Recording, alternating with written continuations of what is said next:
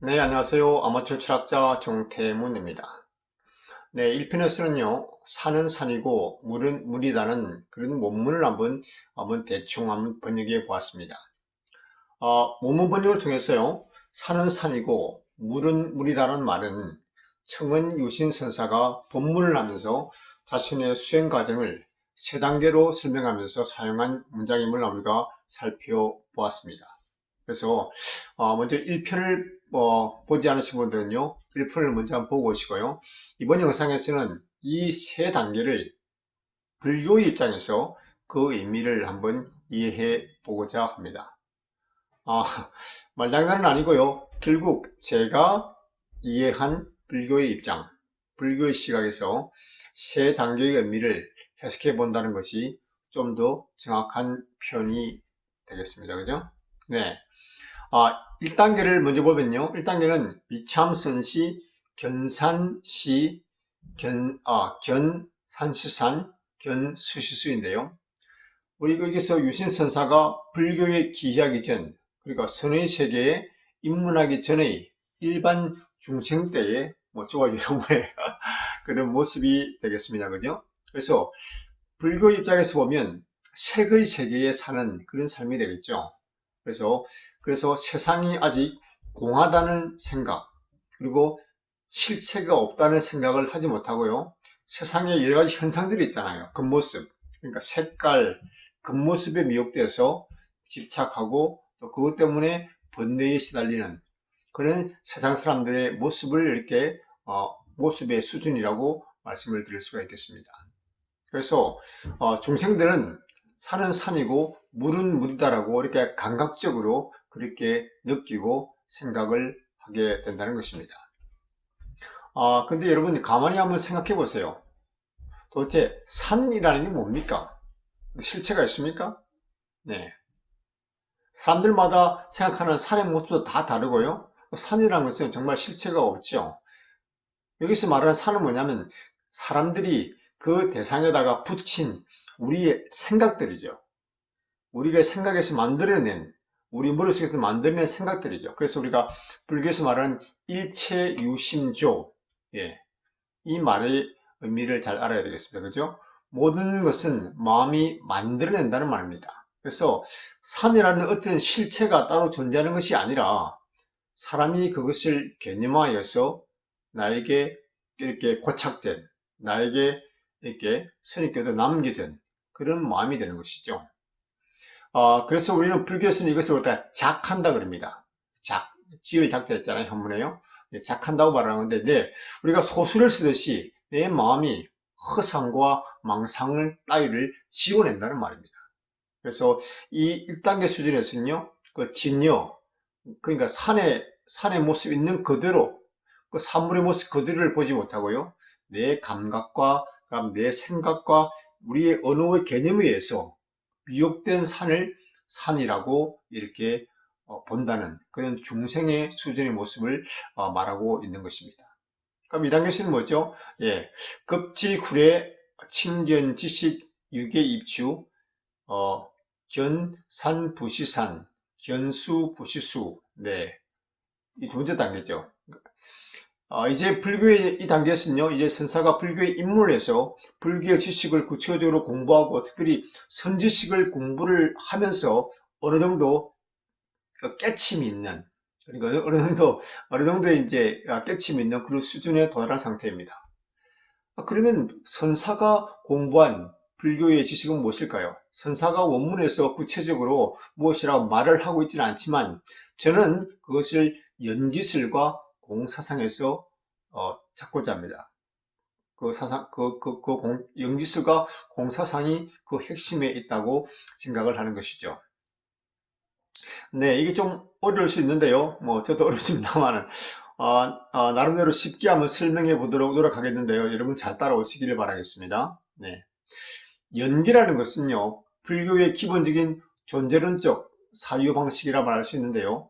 이 세계를 해석할 때 어떤 실체를 상징하거나 어떤 원과 결과, 인과관계로서 세계를 설명하는 것이 아니라요. 그것이 아닙니다. 아니라 세계에는 어떤 독립된 실체가 없고 네. 세계는 서로의 관계에서만 존재하고 서로 작용하여서 만들어진 것이 바로 세계의 결과라는 것이죠.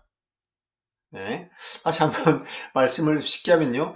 기독교처럼 신이라는 어떤 실체가 있고 그것에 의해서 세상이 만들어졌다. 세상이 신이 만들었다. 이런 실체론적인 존재론이 아니라 불교는 그런 신이랄까 어떤 실체를 부정하고요. 각각의 존재가 상호 관계 속에서만 존재한다고 생각을 하는 것입니다. 이것이 바로 연기설입니다. 네. 서로가 관계 속에서만 존재하는 것이죠. 그리고 또 실체가 없다는 것이죠. 그래서 세상은 연기에 의해서 서로 관계 속에서 존재하고 실체가 없다는 것입니다. 이것이 바로 또한 공사상이 되겠습니다. 다시 말하면 일체가 공하다는 것입니다. 모든 것에는 실체가 없다는 것입니다. 그래서 산은 산이 아닌 것 같아라는 의미는요, 산이 우리가 개념화하고 우리가 규정한 산이라는 것을 이 선사가 깨달아 알게 되었다는 것입니다.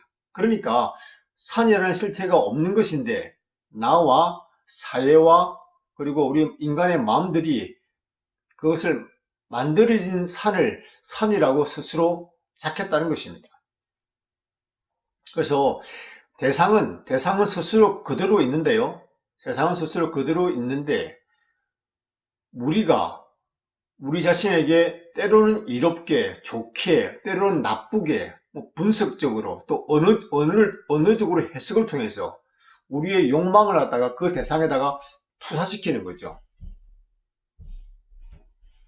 조금 어렵네요. 네. 그래서 이 선사가 불교 지식을 특히 연기, 공사상을 공부하고 내가 너무 현상에 집착했구나. 이 모든 것이 변하여 제법무상이고 그리고 이 모든 것이 변하는 거죠, 항상. 그래서 우리가 제법무상이고요.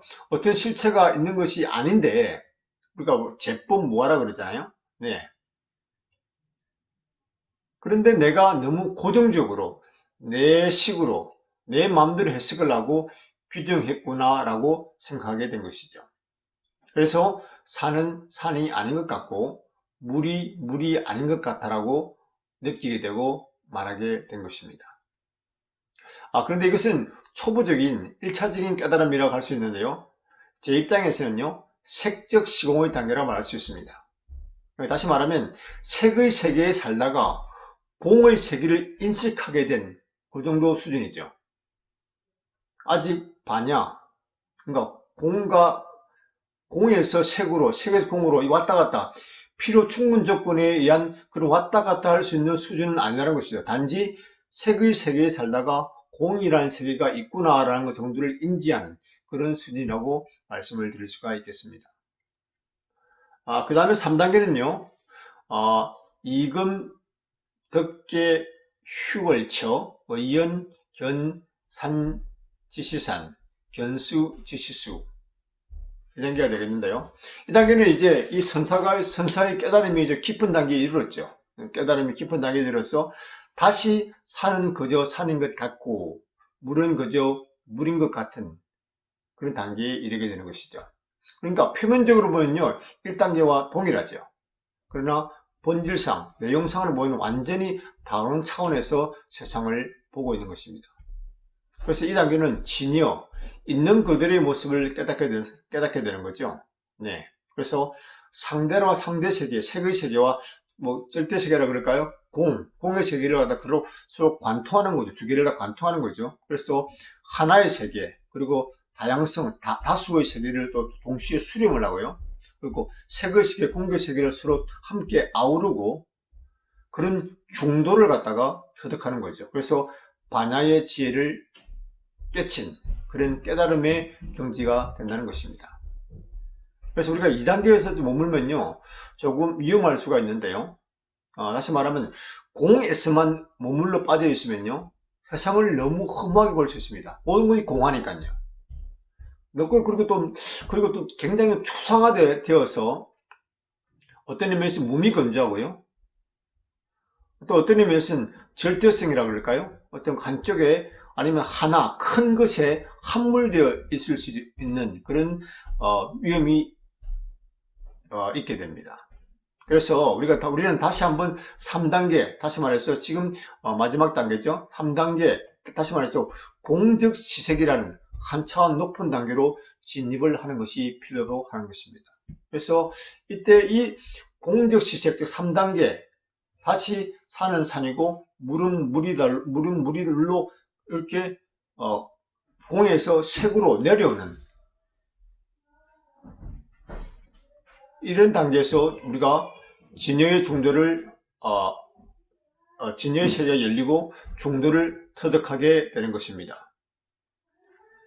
중도를 터득한다는 것은요, 세상에는 실체가 없고 일체가 공하다는 사실을 동시에 감각적인 그 세계, 즉 구분과 다양성의 세계, 그 또한 현실의 세계를 동시에 받아들인다는 그런 의미가 또 되겠습니다. 그래서 저는 이 3단계를 공적 시색으로 보았고요. 2단계인 색적 시공간을 분리해서 생각을 한번 해보았습니다.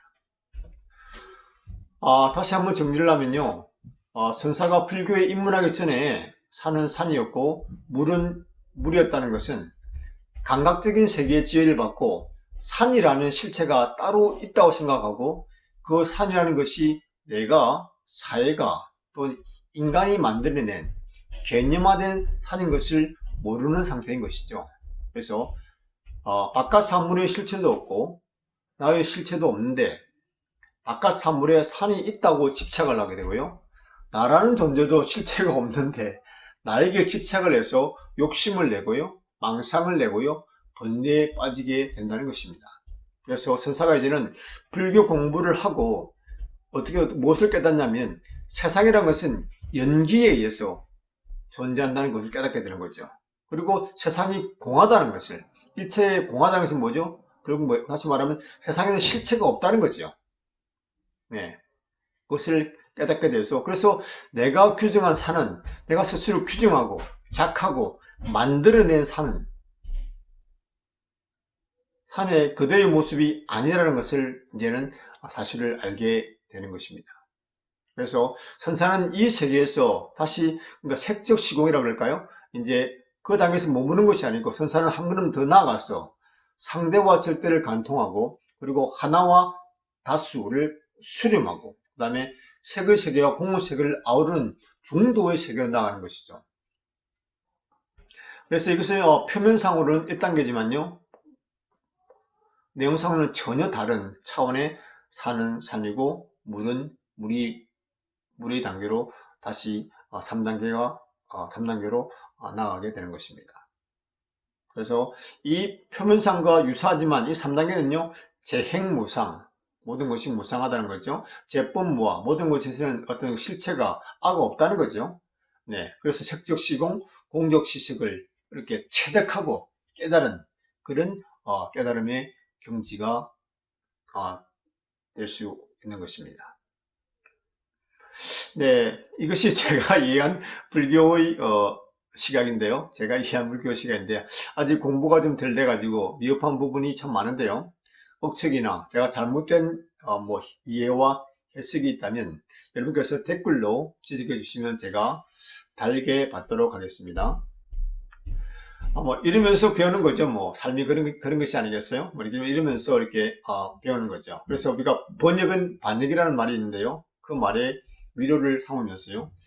마지막 3편에서는요. 3편, 산은 산이고 물은 물이다. 이 개성에 대한 일반 이론으로서의, 이제 불교도 아니고요. 원문 해석도 아니고요. 일반 이론으로서의 제 나름대로의 생각을 마지막 3편에서 여러분들께 말씀드리도록 하겠습니다. Bye now.